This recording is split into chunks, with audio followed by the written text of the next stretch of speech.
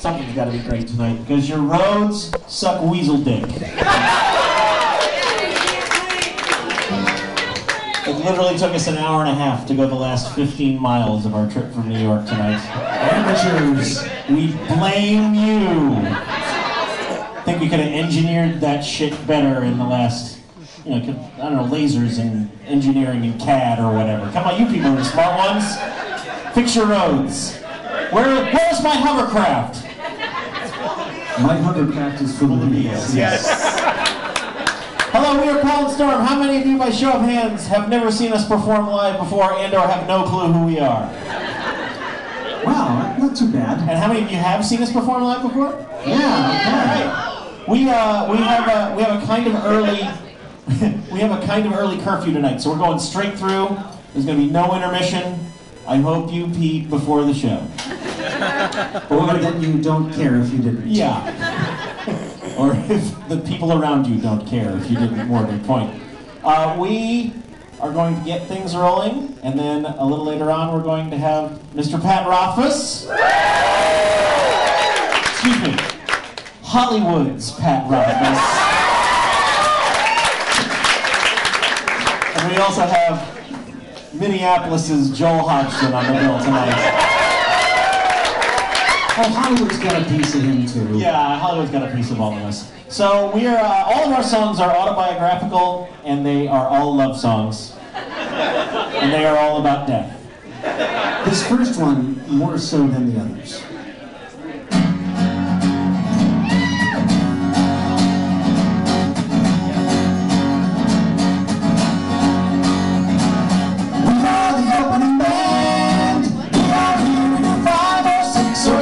Songs don't go too long and get the hell off the stage. We are the opening band. We're probably not the band you came to see tonight, but it's alright, cause soon we'll go away. And we're wondering just where the hell's the sound guy. He disappeared just after we got up here.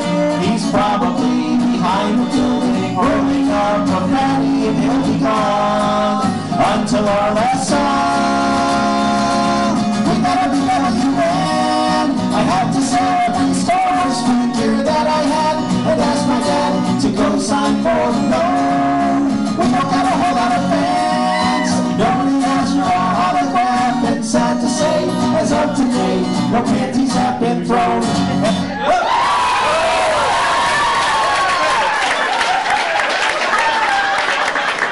I guess in Boston they wear them differently.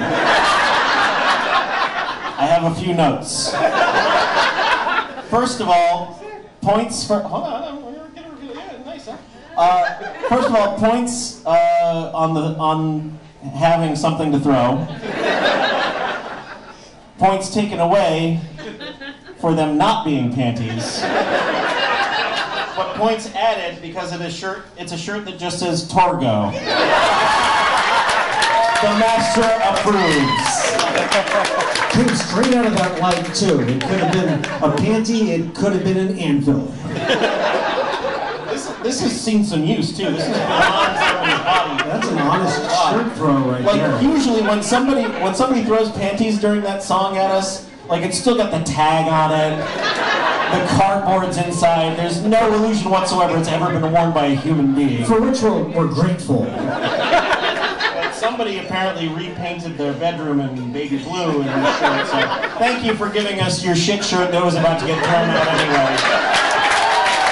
And that calls for a winner again.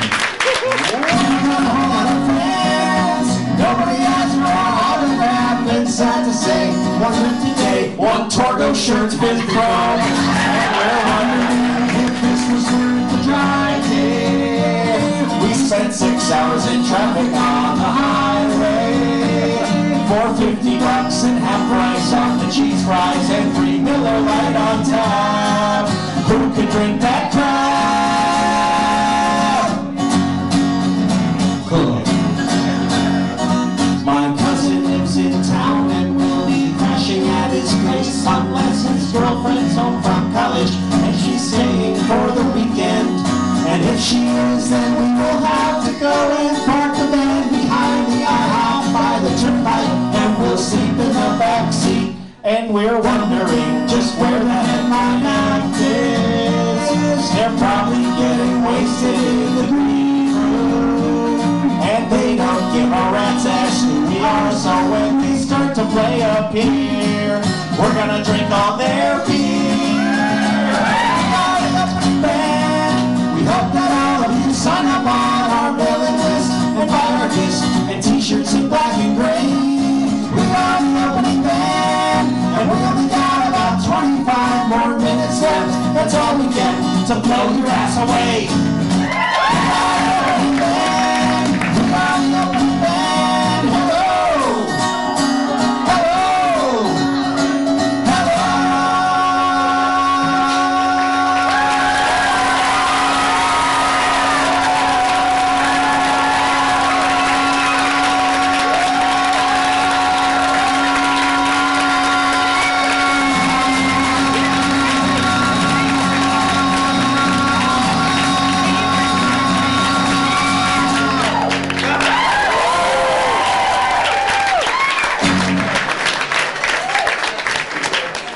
Hello! I'm so old and out of shape, I am winded from a song. I seriously need a minute. Alright. What's on then? I don't know. Oh no, that's okay. No, I'm good. I need a minute that I can cover pretty well. We are going to immediately. Well, look at you there. Oh my God, there's so many of you in this room. I hope none of you were the fire marshal. Yeah, when we walked up, I thought we were stepping into the steerage scene from Titanic. Please start dancing on the tables. No, don't do that. It's horrible. On the tables. Don't do that. Yeah, we apparently are the first. It's the first night this new club has been sold out. So thank you all for being here.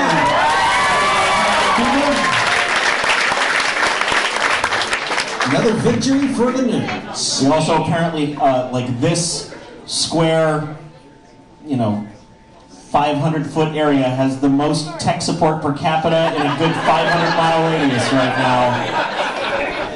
I think this gig qualifies as a startup.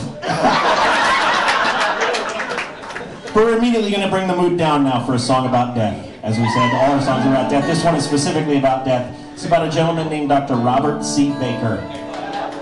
Some fans of doctors, apparently, or bakers. We had never heard of him until we read his obituary. Upon reading it, we realized this man needed a song written about him. He has touched the lives of every single person in this room, whether you know it or not. And as such, you bear a responsibility during the choruses to wave your lighters, or looking at you, maybe wave your lighter apps or your lightsabers. Write your own lighter app, your choice. This song is for Dr. Baker. Robert C. Baker died on a Monday. We all know his work, although few knew his name. A Cornell professor who taught poultry science, forever enshrined in the Poultry Hall of Fame. 84 years worth of food innovations, chicken dogs, and turkey ham. But beyond them all stands Baker's greatest creation, for Baker begat chicken nuggets for man. Oh, nugget man, heading on down to that old promised land. Happy the meals all have been since the day that the nugget man came our way. Robert C. Baker, way back in the 50s, changed the way children and college kids eat. When he invented a way to get breading to adhere much better to raw chicken meat. His new method led fast food chains in the 80s to develop and market a new bite-sized snack food made from mechanically recovered meat and anti-foaming products with constituted meat slurry and extra chicken skin for its binding properties. Oh, now get there, oh, now get there. Heading on down to that old promised land. Guts, feet, and wings now don't get thrown away since a nugget man came our way.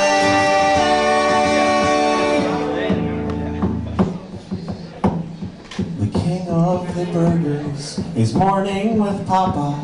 The Colonel has arranged a 21-gun salute.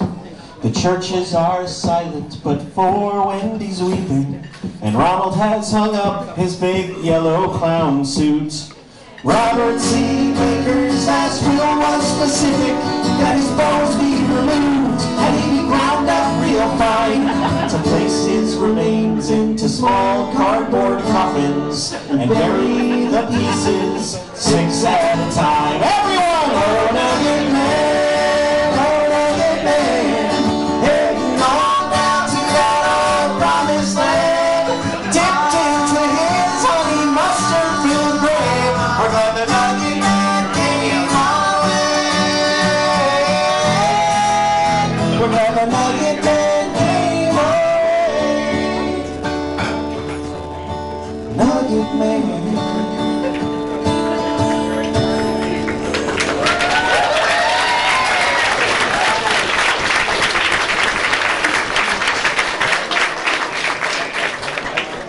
Take a very brief commercial break.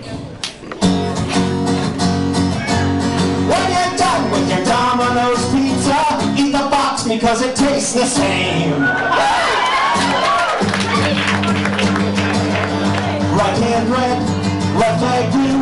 I love to play this game with you. I just hope you can feel my boner twister. This isn't so much a commercial as a very short tribute. This is if James Taylor were on fire.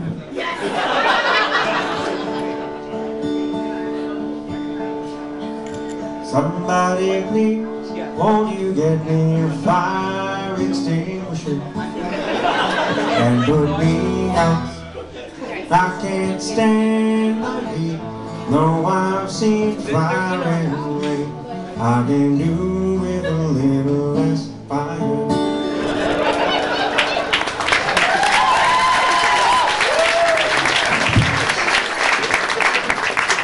We're going to segue into the educational portion of our set, Which releases our grant money. Yes. Let me see. We apologize, those of you off in the corner, because this does involve some slides. So you can just copy some notes from a neighbor after class if you want. Slide your my music stand out of the way, or bend it down or something, because it's. Oh, that's much better. It's like MST, that's what's happening. Hey, you know, World's worst bot. Yeah, that's better. Yeah. This is the first version of Crow right here. Crow's been on a diet. We, as I said, we are going to the educational portion of our set. We would like to present now for you the best 36 seconds on the internet. But that is very powerful stuff. So to get you started, we are first going to show you the second best 6 seconds on the internet. Oh yeah. Turn that up a little bit more. Let's watch that one more time. That's worth a second look.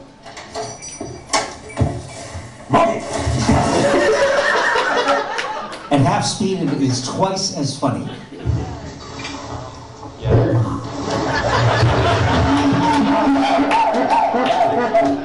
So the elements of this video are very simple. Singer-songwriter Jonathan Colton walks through a doorway. I huck a stuffed animal at him and I shout, "Monkey." Jonathan immediately plummets to the floor, and I, off camera, laugh like a complete idiot. Inherently terrific and stands up to repeat viewing.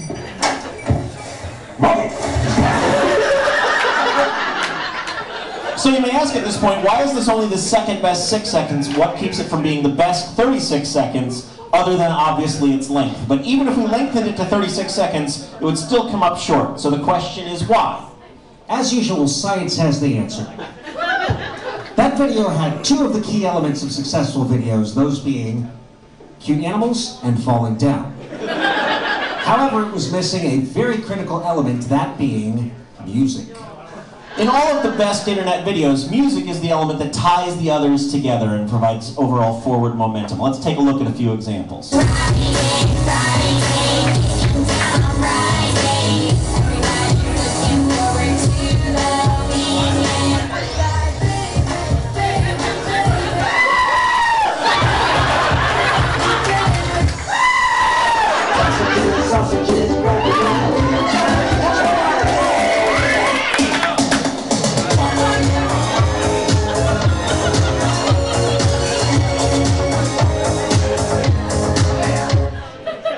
Yeah, we just rickrolled him. So those might be terrific, but you can still find great videos where any two of these intersect. For example, music and falling down.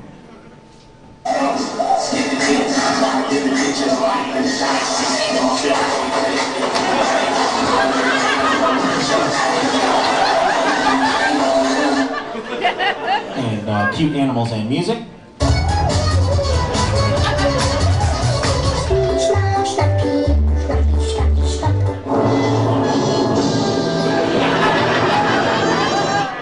And more of cute animals falling down.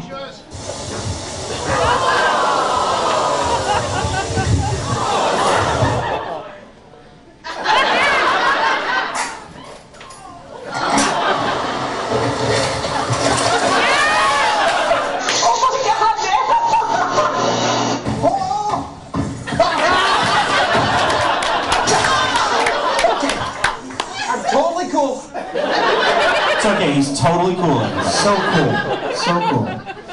So, those are terrific, but they still don't have all the elements and therefore do not qualify to be among the best videos. And of all the videos that do have all these elements within them, only one lives at the exact epicenter of this Venn diagram, distilling all of the elements into a pure elixir of everything that is good and fine and great about the internet.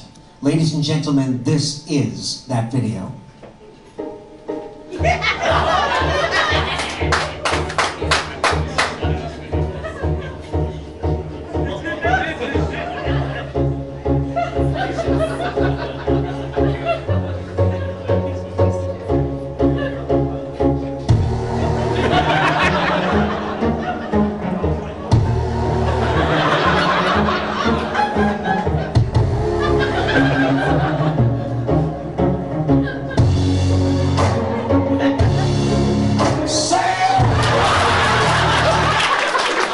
Thank you very much. There you have it.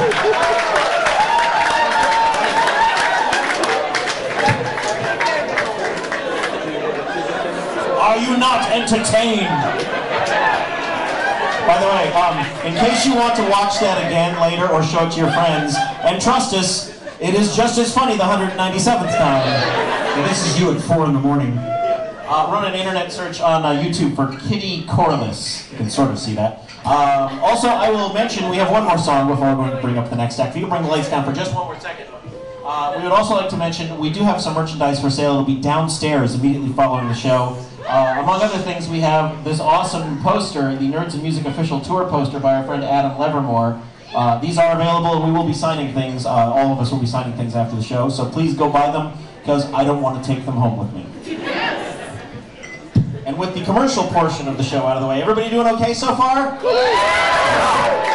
There's a lot of you in here and not necessarily enough oxygen for all of you. Want to make sure you're holding up. Give it up for the servers, by the way. Yeah, this is not an easy night for them. Take care of your bartenders and servers. Usually, a lot of the time lately we open our set with this song because we want to get a sense of the room and see how many of the audience are true bona fide nerds. We don't think that's an issue tonight. So we're going to close with it. This one, we wrote it 4+ years ago. Easily that. It is still fucking relevant. We're still fucking singing it. And it's so easy for him to make us stop. This goes out to Pat. George R. Martin, please write and write faster. You're not going to get any younger, you know.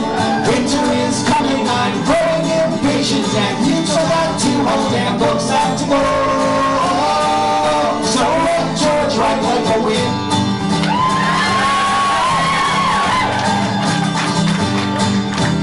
I curse the day that my friend ever loaned me an old dog-eared paperback called Game of Thrones. How could I know that this seed would grow into an addiction that held me right down to my bones?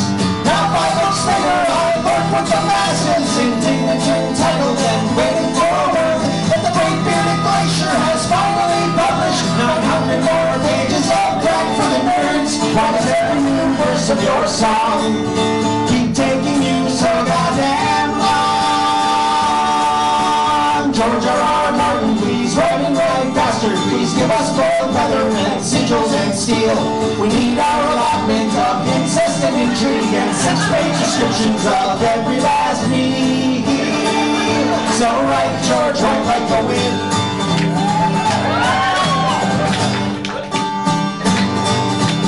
Lewis took 5 years to chronicle Narnia. Tolkien had 12 years and Rowling took 10. They spent nearly 3 decades on Star Wars, and we all know how that one turned out in the end. You're not a bitch and you're not a machine, and we don't need to dictate how you spend your days. But please bear in mind, in the time that you had, William Shakespeare churned out 35 friggin' plays.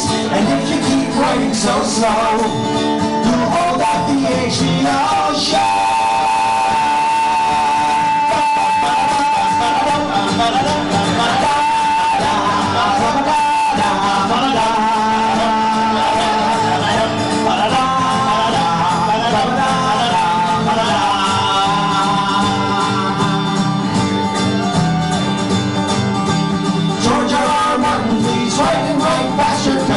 Stop writing until we're appeased. Crop out the chapters, and George, while you're at it, stop killing our favorite characters, please. And write, George, write like the George R.R. Martin, please write and write faster. Before you are dead, George, please write like the wind.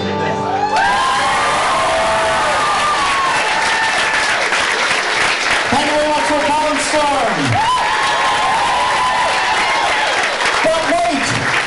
There's more! Are you ready for your next performer? Well, that is good because he is ready for you. He has been all over the Hollywood blogs as of late. I believe because he is dating Padma Lakshmi or something like that, or George Clooney. Well, whatever the reason, I guess we'll find out. Please welcome the avuncular, the hirsute, the incredibly friendly and teddy bear-like Patrick Rothfuss.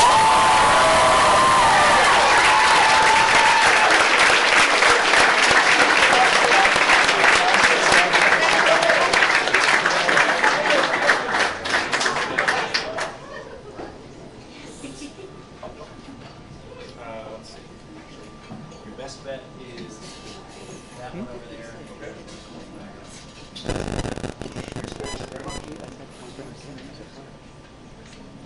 Hey there, everybody. That light that is directly. Oh, no, that's the projector. Well, that's the projector. Then leave that on. Stage lights out. Yeah, if you want to bring down the stage lights a little bit, I will just move slightly. Ah, there you are. You're all so beautiful. Okay.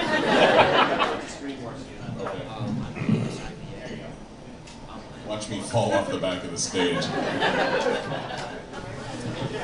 So, yeah, there's been Hollywood talk lately.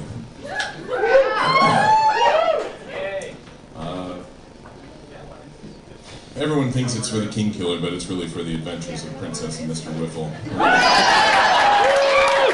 We're going to turn it into a $200 million blockbuster action movie. We're going to have Clooney as Mr. Whiffle. And Jessica Alba as the princess. It's a big deal. It's a real big deal. A lot of you have no idea what the adventures of Princess and Mr. Whiffle is. So, to explain the joke that I just made, let's have some story time here.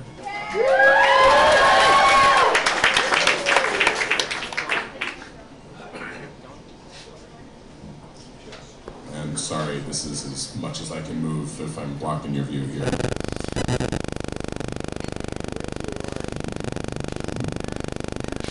Once upon a time, there was a princess who lived in a marzipan castle.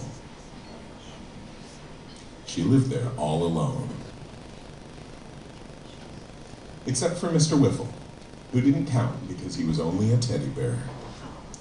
And the thing under the bed. Mr. Whiffle was the princess's best friend. They had many adventures together. Oh, they spent all their time together and had many fabulous adventures. They found buried treasure by the old stump. They defeated the Black Duke's rebellion at the Battle of Bainbridge. Victory came at a great price. The princess was sore wounded, and Sir Whiffle was forced to take terrible revenge. They fought Greenbeard the pirate and defeated him. Though in the heat of battle, Mr. Whiffle was nearly drowned and was only saved due to the princess's quick thinking. But when her daytime adventures were over, the princess always returned to her marzipan castle. After she had dinner and washed her face, she and Mr. Whiffle went to bed. But they were not alone. The princess had never seen the thing under the bed because it didn't like the lights. During the daytime, when the bright sun was out, it hid in the deep shadows under the bed. It even hid at night when the lamps were lit. That's why the princess always kept a candle burning. But some nights, when it was stormy out, there were drafts in her room.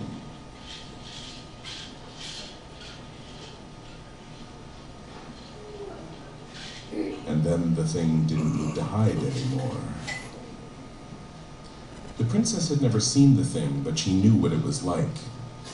It had great, wide eyes that could see in the dark, and a great, wide mouth for tasting things. It had thin, flat lips, and a wide, flat tongue.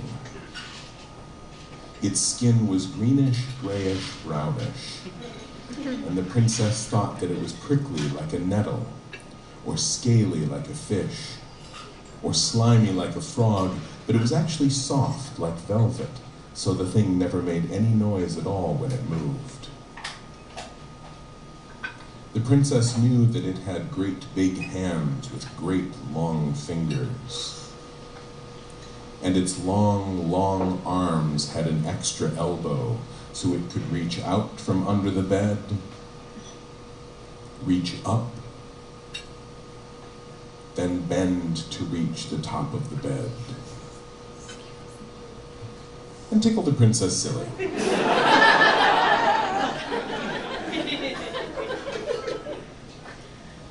One day, a package arrived for the princess.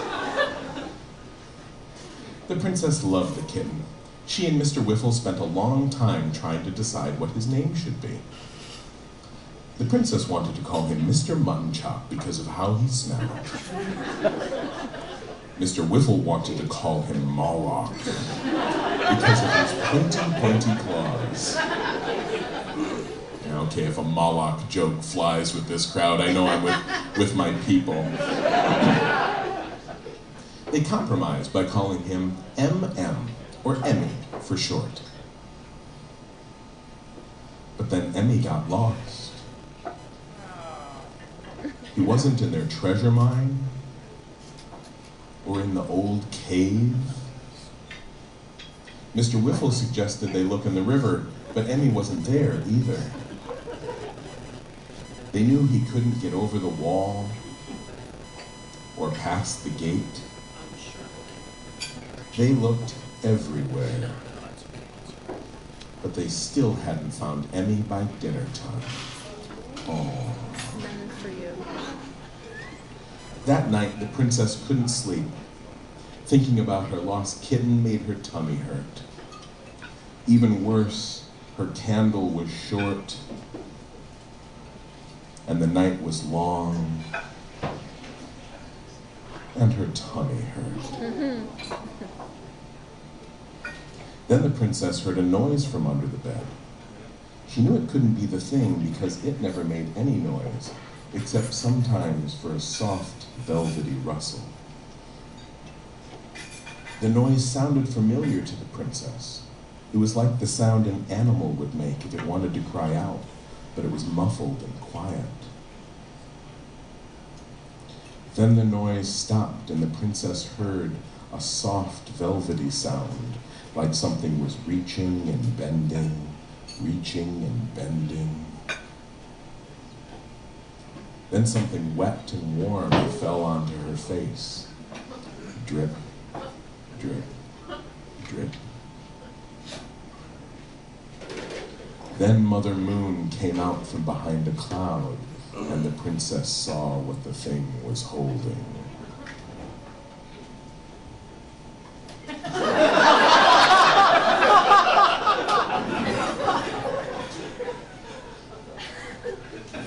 It was a big piece of marzipan. It was sticky and drippy because the thing had been eating it. He wanted to share and be friends.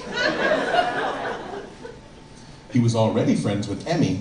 They had been playing under the bed all day. Emmy had been trying to call to the princess, but she couldn't. She'd been eating marzipan with the thing, and her little kitten mouth was all gummed up. When she tried to mew, it came out. But now they were together again, and now that the princess had met the thing, she wasn't scared anymore. And so the princess ate them.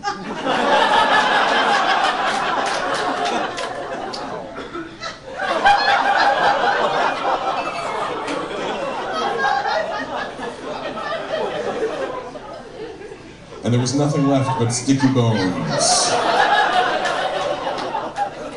So she and Mr. Whiffle made a fort out of them. And had tea. So yeah, that's the adventures of the princess and Mr. Whiffle.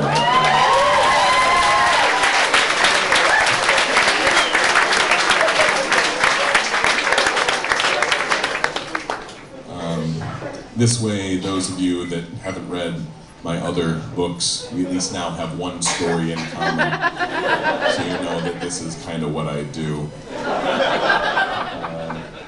Now, just to be clear though, I want to make sure that you realize that this is nothing cheap like a twist ending. Because a twist ending is real bullshit, narratively speaking, and I don't engage in that sort of behavior. What this actually is this is a story that probably you weren't paying the proper sort of attention to. So, I'll show you what I mean here. This is actually a story that you can't, in some ways, properly appreciate until you read it the second time. Once upon a time, there was a princess who lived in a marzipan castle. She lived there all alone.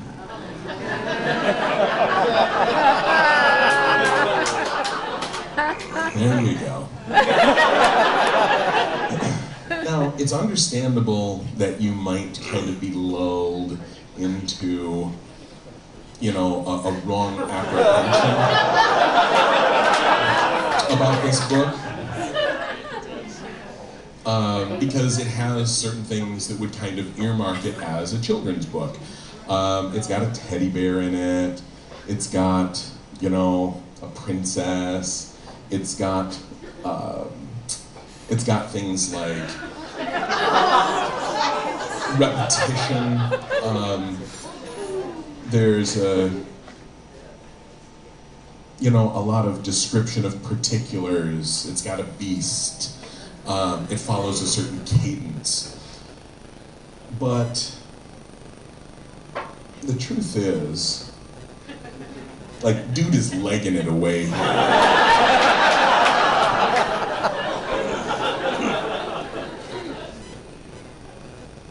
And back when they used to invite me to speak at high schools, which they don't do so much anymore, I used to read this whenever I had the AV set up for it. And so we'd go through, and at one point, I was at this point in the first read through of the book, and I heard somebody whisper to their friend in the back of the room, they'd go, "There's an awful lot of bones in this book." I'm like, good. Somebody has their eyes open back there. I want you to run the country when you're older. But But at a certain point, you are just not doing your fucking job as a reader if you don't realize that something weird is going on in this story, right? This is not a keeping shit out wall. Yeah, he got more heads on pikes down there by the bridge. A lot of these little flourishes, and actually here's one that I never get to point out to people. Oh yeah. Fries? Yes. It's a little teddy bear nose, probably from the Duke of Gibeah, who's, or not the Duke of Gibeah, the Black Baron over here. There he is. Right in there. There. So, Whatever the house is. I still hadn't found Emmy by dinner time.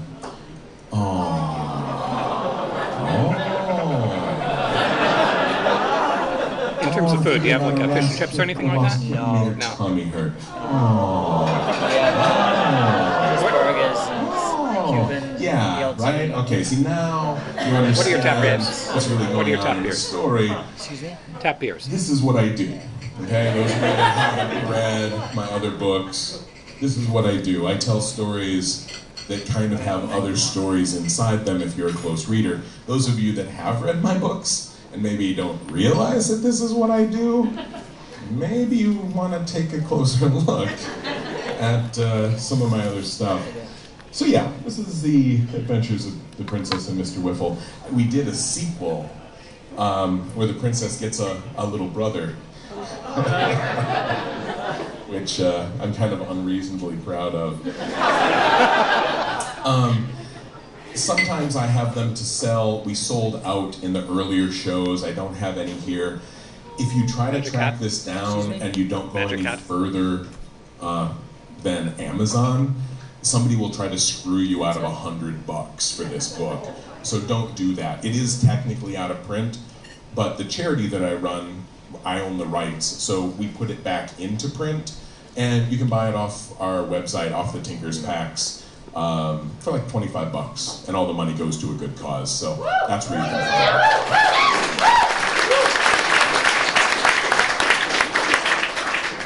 I'm just going to leave Mr. Whiffle staring at us for a little while here. What's funny is I never actually intended, I always thought of this as a story for kind of twisted grown-ups. But then people started giving it to their kids anyway to read. And sometimes it was accidental, but sometimes they would do it anyway. And it turns out, like, kids love it. Like, kids really love it. Has anyone here ever read it to a kid? I'm just curious. Yeah? How old? 5? He, she? How do you like it? You know, I have not read this to my own little boy who just turned 6. I've read him up to the first ending that ends with tickling. You know, because you get, and the arm came up, and when he was littler, he'd kind of like, he'd get nervous reading the book because it's spooky, and he'd kind of cuddle up on my lap, and he'd be like, and you tickle the princess, and you tickle him, and it's a ton of fun. And then I'm like, and then we'll just be done with the book for now. I'm not gonna read this to you. I'm not gonna read the rest of this to you when you're 3.5 years old. But he asked about it. He's like, Dad, there's more pages. I'm like, when you're a little bit older. The first realization that we might have a problem, because it does absolutely look like a kid's book, they sent out advanced reader copies to, I don't know, to a bunch of authors they thought might be tickled by it. And one of them was the fabulous John Scalzi. And this was ages ago. I think this finally got printed in, I don't know, 2008. So they sent a copy to his house, and his wife picked up the mail, and she's like, oh, she opens it up, and it's like, oh, another book from Subtraining. Oh, it's a kid's book. Like, sets it down on the coffee table, goes back into the kitchen, and his daughter, who at that point was, I think now she's like 16-ish, then was much younger than 16, and I toddled out, picked up the book, and read through it. And then kind of like took it into her mom in the kitchen, and she's like, "Mom, I don't think I like this book." I'm like, well, what's the matter, honey? You know, why, well, she eats the kitten. Mom's like, what? And so, you know, being a good mom, like, goes and sits down with the kid, and they read through it together, and they talk about it. And then she loves this book on the second read through, and I didn't realize that I was writing a book that like little girls could read and be like, yeah, the princess is awesome. She's not afraid of anything. Like, is there a monster? I guess she's gonna just eat it. You know, like a new feminist icon emerges. You know, bring it on, Gamergate.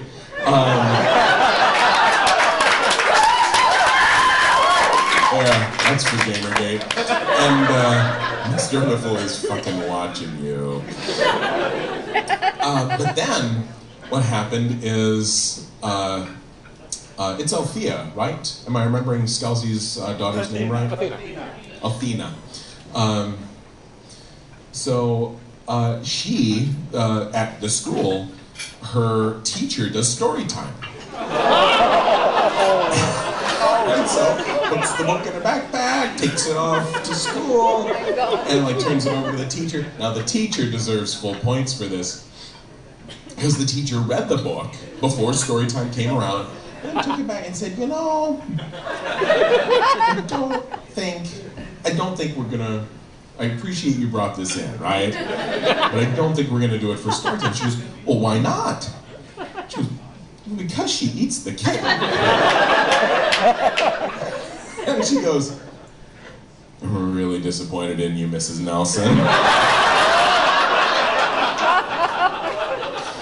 So, yeah, a lot of really interesting stories have trickled back to me about the adventures of the princess and Mr. Whiffle. Does somebody have remote access to the projector here? Can they push a button for it? Is there a sound guy? Is there just...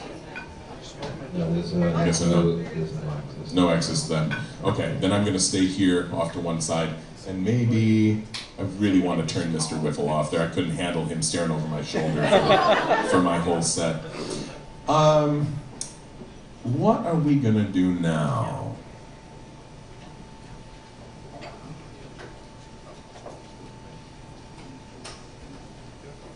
I gotta keep an eye on the clock here, because we have a hard end time.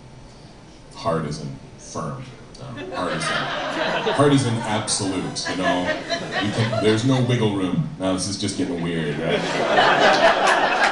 No wiggle room on my hard day. I'm sorry. This is the 4th show in 4 days, and I have not been getting as much sleep as I should.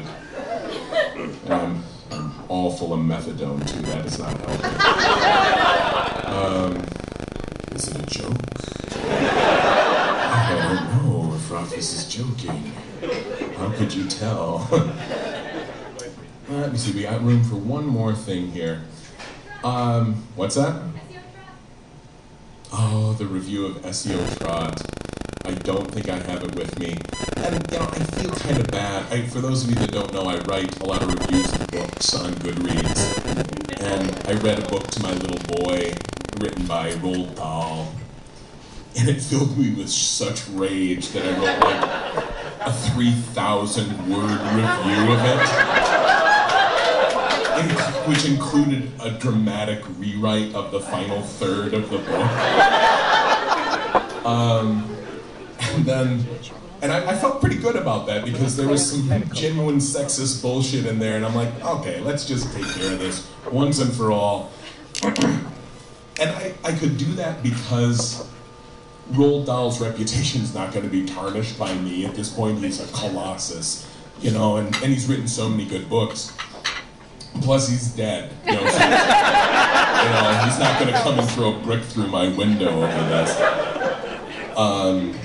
But then I found out that, like, when he was living in New York, like, one of his kids was, like, hit by a car. And I'm like, shit, man. You know, you kind of get a free pass to be as fucked up as you want for the rest of your life if that happens. And so I felt really guilty writing that review. And then I found out that later on, one of his daughters died of measles. And I'm like, it was still a fucking sexist book, though. So. But that's why I don't have that review printed off. And I'm from the Midwest, and so we have a lot of guilt things going on. It doesn't take much for me, but I also tend to be full of rage all the time, which tends to balance that out. Guinea pigs? Who's heard the guinea pig story amongst you? A few. I used to write a... you'll listen again? Guinea pigs is a pretty safe bet. I used to write a humor column for the campus paper where I went to school as an undergrad for like 10 years.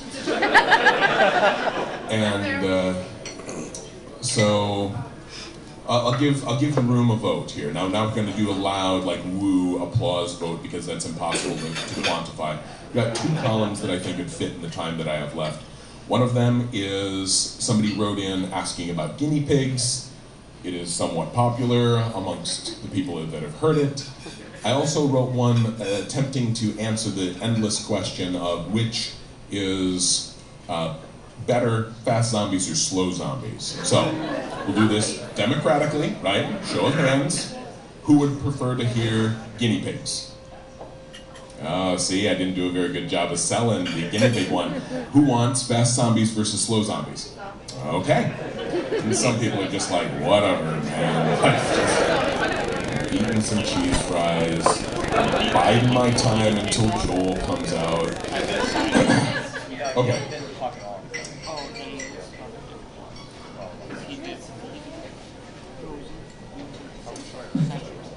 All right. This is called The Great Zombie Debate.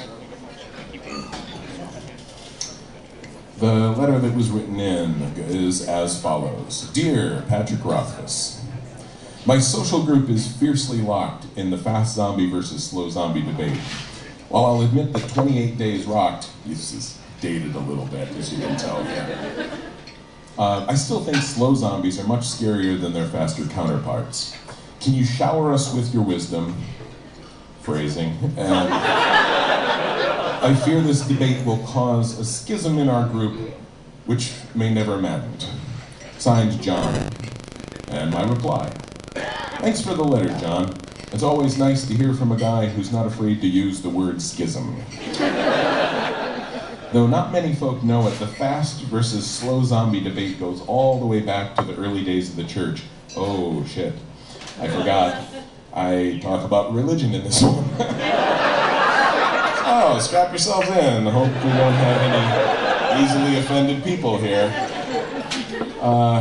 Keep in mind that I wrote this like 15 years ago when I was kind of a punk-ass kid, kind of an idiot, who still know a whole bunch about Christianity. So, the fast zombie versus slow zombie debate goes all the way back to the early days of the church.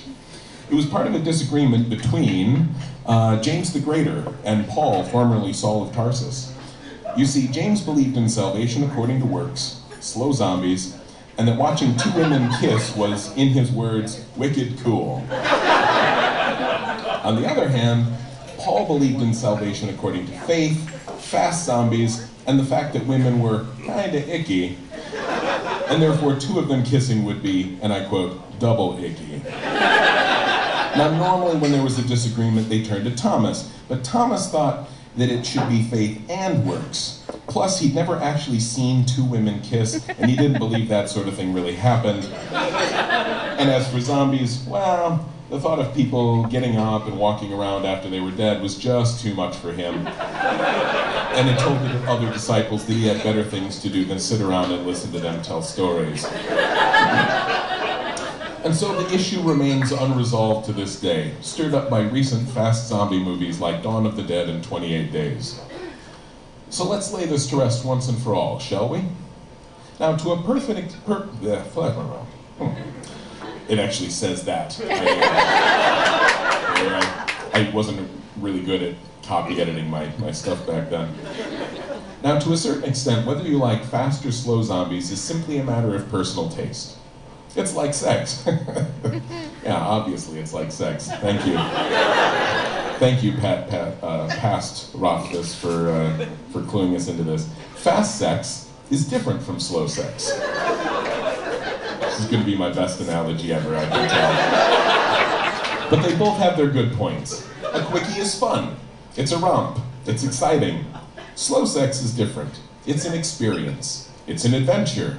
It's an African safari, which necessitates the use of a special type of hat.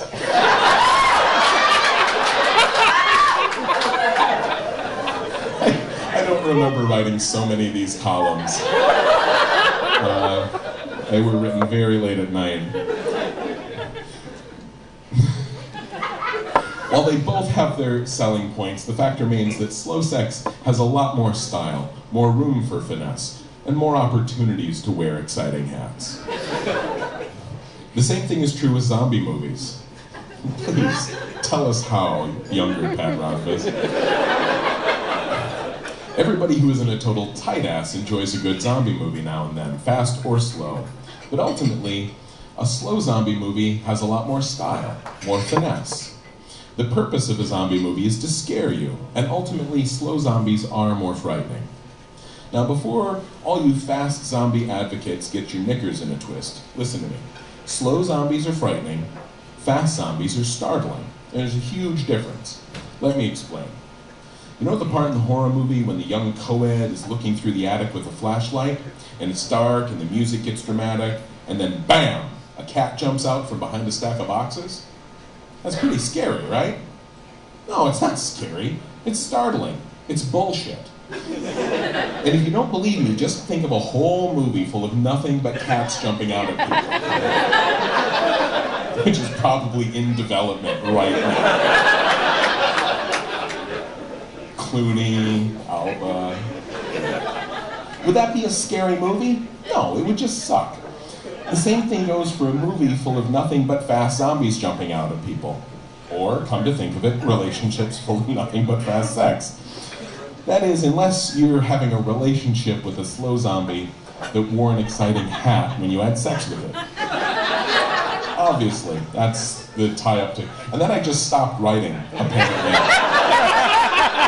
Maybe I had a stroke. Maybe the drugs wore off. Who can tell with me at that point in my life? So, that is my time. And now, I love y'all. I love y'all.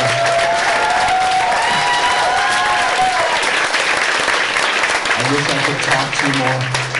I will be back for the closer with Paul and Storm. But now we have, for your delectation, the fabulous Joel Hodgson.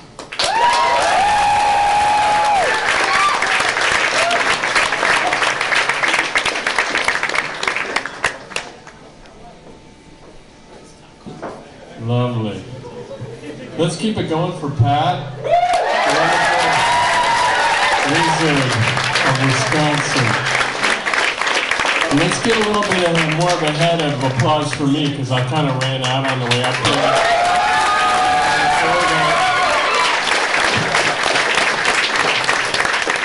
I think we should kill the lights for the stage, because you know what I look like now. Now I'm going to do my presentation, which is my slides, which is my jam.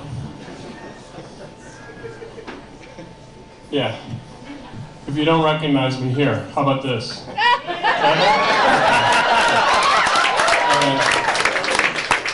Can I sit here, you think? You got room for me? Okay, good. Let's talk about Mystery Science. Anybody got any questions before we get going? I know that's awkward to start. You just started eating over here. I know you're not ready. Any questions before we get started? And then we can do some quickly afterwards if you like. You good? Yeah. Nothing in particular? Okay. Let's see. People are always curious about why there are robots in Mystery Science Theater. I'm going to tell you why. There they are, that's me. Tom Servo, Crow, Gypsy. Right? Okay. And this is the short answer. I used to build the robots out of found objects. And I'm going to have to face you. I can see that's not working. But I used to make these robots out of found objects and sell them in a store called Props. So you can kind of see how many people know about Mystery Science Theater? Okay, good. It's really hard to explain, right? It's really hard to explain. So anyway, so that one kind of looks like Gypsy, a little bit like Crow, a little bit like Tom Servo. That's the short answer, but I don't do anything short. I kind of do everything long and the hard way, like Tina Turner. Here's the long way. I start here when I'm 5 years old in Wisconsin. That's where I'm from. I grew up in that little red area. There's me at about 6 years old. I eventually grew out of my pinkness. And I want to try to explain to you what the world is like when you're 6 years old in Wisconsin. The way images come to you is confusing. And I remember my dad came back from a Badgers game, which is the college football team, and he set a program on the kitchen table that had this image on it.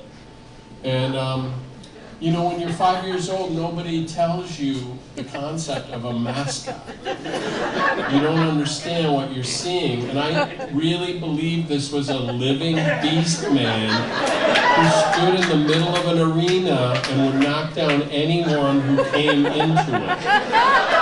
Okay? I shit you not. So this is the world I came into, and then I started to see movies. My parents took me to movies. This is the first movie I ever saw, Mary Poppins. Such a beautiful, amazing movie. Viva Las Vegas with Elvis Presley was the second movie I saw. This is when Elvis was contractually obligated to open a movie every 2 weeks. And then my third movie was this. It's a Mad, Mad, Mad, Mad World. Yeah. Amazing, hilarious movie, and it meant so much to me that I've got a stipulation in my will that in the event I die, this image gets put onto the inside of the casket. It's just in the event that I'm buried alive. And I started to create trying to make sense out of it. I tried to create my own version of a theology of how movies happen. And I believe because God loved us, He sent us the movies. Because that's the only explanation when you're 6 years old. God must make the movies because He made everything. And on the seventh day He sent TV. And then man, in his inability to really know God and love God, sent the newspaper. Right? So then, there I am about 8 years old. I just scored some Pez. Alright, and there was local TV. Emotionally, I was a lot like this guy, Brandon DeWild, the guy who played Joey in the movie Shane. The big difference was I wasn't nearly as hard on pants. Anyway, this was some of the local TV that was coming to me from Milwaukee and Madison, Wisconsin. This was from Madison. This is The Amazing Wig. And based on the photo, it looks like he was able to levitate children that were twice as big as he was. Here's Barbara Becker and Albert the Alley Cat, and that was Cartoon Alley. And Albert the Alley Cat was not only on TV in the morning, but he was on TV on Channel 6 at night. And here's a picture of him hosting the weather with Ward Allen. And the amazing thing about Albert the Alley Cat is he was so popular, he was on TV in Milwaukee for 13 years. And he outlived, well, obviously Ward Albert, but 2 other weathermen and 3 meteorologists. And finally, they stopped using Albert after 13 years because they surveyed the audience, And it was the first time they got this information that the audience was starting to doubt the validity of news that was delivered by a puppet. So, big influence on me. And yeah, and here's my favorite TV show, which was a puppet version of the Nuremberg trial.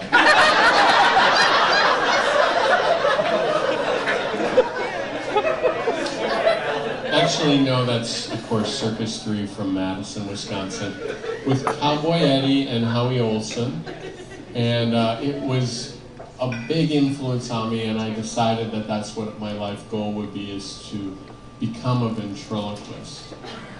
And my theology changed. I felt that maybe that was my way to God. There I am, right after I got drafted in the Boy Scouts of America. And I decided to become a ventriloquist like Howie Olson. Howie Olson and Cowboy Eddie, this photo is from when they were later married in a secret ceremony. It's a bit of an anomaly, this photo. It's a rare image to see the ventriloquist sitting in the lap of the dummy. And I decided to look for a dummy on my own. I went to my version of the internet, which was the Sears Christmas catalog. Yeah, and I found ventriloquist dummies here. Here's Danny O'Day and his elusive ventriloquist friend. And it came with this album, Jimmy Nelson's Instant Ventriloquism, with comments by Danny O'Day and Farfel. And there I am. This is 4th grade, yeah. And the really troubling thing is that this is my class photo. Yeah. And you'd think an adult might have stepped in and tried to stop me. So I saw this ad in Boy's Life magazine, Fred Mayer School of Ventriloquism, and I love this. This literature came to advertise the Fred Mayer course, and I love this saying. It says, "Don't envy the popular man, be one." And you can tell that guy's a devil with the ladies, right? I also got this catalog, and finally, I had it in my possession, the secret information of how to get your own ventriloquist figure. They were very expensive, but I felt like it was worth it, and now enter the world of pro ventriloquism. Yeah. I felt pretty much the same way. I was a little nervous about sharing my room with any of them. And this was really frustrating, and this was part of my journey, because I didn't want to have a ventriloquist dummy like Mortimer Snerd, which was a doll. I really wanted to have a professional figure, one that looked different than any other one. I didn't want to have what the other kids may have had. That's not very professional. I always felt like I had to bring something new to the lexicon. And I found out about this guy who was closer. He was in Waterloo, Iowa. His name was Finus. And this was his, oh no, I'm sorry, I'm getting ahead of myself. I took the Fred Mayer home course in ventriloquism. It was the real deal. I learned how to do ventriloquism. It also taught me the mechanics of how to build your own dummy that was a little above my skill level. And here I am. There's the head stick, which is really essential to manipulating a dummy. And here I've graduated from the Mayer School of Ventriloquism. And so I really could do it, and I was starting to do parties and get paid. It still wasn't enough to get a dummy, and so I found this guy. I was getting ahead of myself at the Finest catalog right here, and Finest was originally in Iowa, and this is from Zephyr Hills, Florida. But anyway, there's Finest, there's his wife Anna Mae, and their daughter Mayanne. That's right, Anna Mae, Mayanne. Anna Mae, Mayanne. So anyway, here's a piece of the catalog. The Finest catalog says, stock figures will never please anyone as they cannot be made to fit the requirements of the performer and the type of audience he is playing to. Figures are made to express a personality, and as long as they look like another performer's figure, you will be compared to that vent and classed as an imitation of him. I say, good day, sir! Here's some more. Our figures are modern, and the mechanical action is the best improved protected design. Your assistant forever. Sounds kind of demonic. Well, let's look inside. Oh yeah, don't pass out on me now. We're just getting rolling. Oh yeah, here we go. Meet Lawrence. We deliberately kept his pants off just to disturb you. There's Big Ben, the biggest ventriloquist we offer. He routinely grabs a smaller puppet and drags it around the cell house to intimidate the other dummies. Living Marionettes features a real living boy inside. He loves you so much.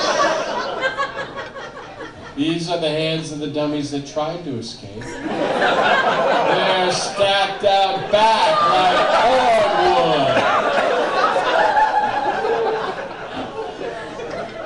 Oh my God. Finest and Company, the end of gloom. Or maybe the beginning. What boy doesn't want a dummy in lingerie? Or Mabel, whose close-up of Mabel is the same size as Mabel. But Finest is just interested in sending a message. That's right. Finally, Miss Sylvia, a full-figure ventriloquist dummy, 5.5 feet tall. Now you can see Finest just took a store mannequin and the bandsaw and cut slits into her jaw.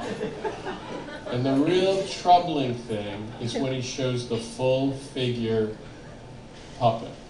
And you'll notice it's an actual photo of a real woman. And Finest just drew in the places he would make the cuts. Now I feel this catalog resides in the place of a good David Lynch movie, where it's not so much the terror you see on screen, but your fear of what you might see when you fall asleep tonight. There's Lucky Duck. He'll see you in your dream. That's the finished catalog. Let's take a break, huh? You ready? Let's just calm it down a little bit. It got a little crazy for a while. Anyway, I had to decide what my dummy was going to be like. I was in search of the perfect ventriloquist dummy, and I wasn't seeing anything. In fact, I was a little bit concerned my parents were going to find this literature in my possession and take it from me. Well, I went back to the catalog, and here were the Crazy Birds, and I felt like it was the lesser of two evils. They didn't look like weird people, nightmarish elves. It was kind of a plush doll that talked, and I decided to get the green and gold one because I lived in Green Bay, Wisconsin.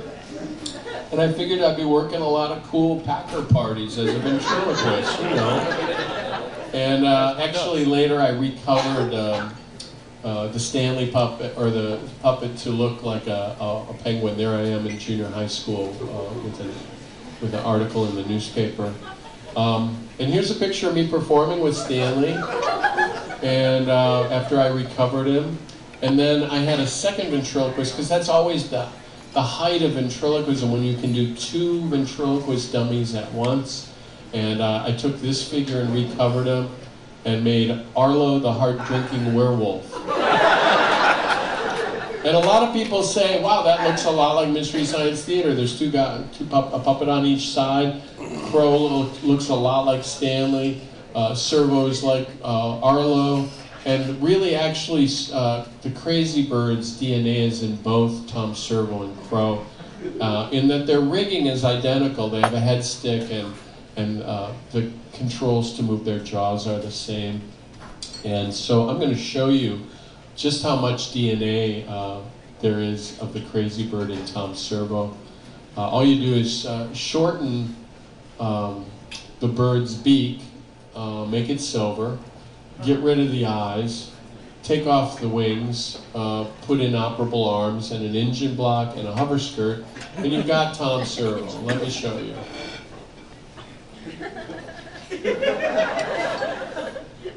I rest my case. Plush Tom Servo made out of a Crazy Bird puppet. And now I'd like to do a Rosebud moment for you. Rosebud. I'll do it again. Rosebud.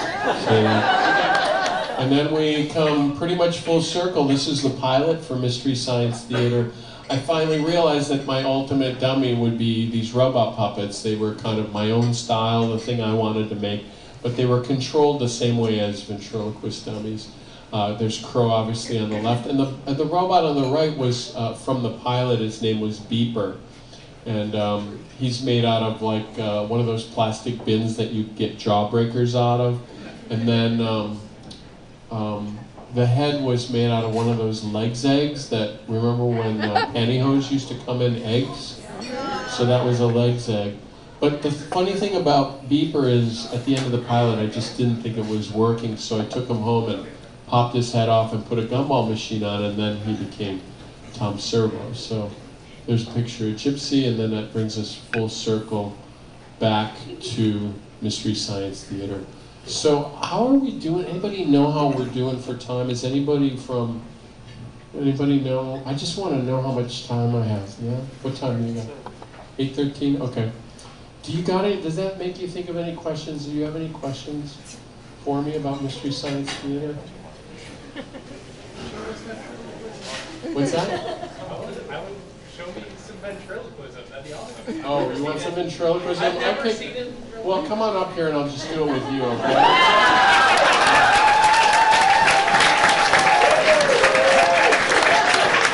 Okay, now what's your name? John. John? Did I get that right? Am I not supposed to talk? No, not yet. We're just setting up. And where are you from, John? I'm from here. So you're from Boston? Yeah. And are you working now? Are you working on a vocation? You have a hobby you're working on? What do you do now? I'm a dentist. You're a dentist? Okay, great. That's a great vocation. Very hip. Everyone loves it. Everybody loves dentists. You got really nervous when you said dentist. Like people love dentists, right? Dentists are awesome. Okay, so now, John, I'm gonna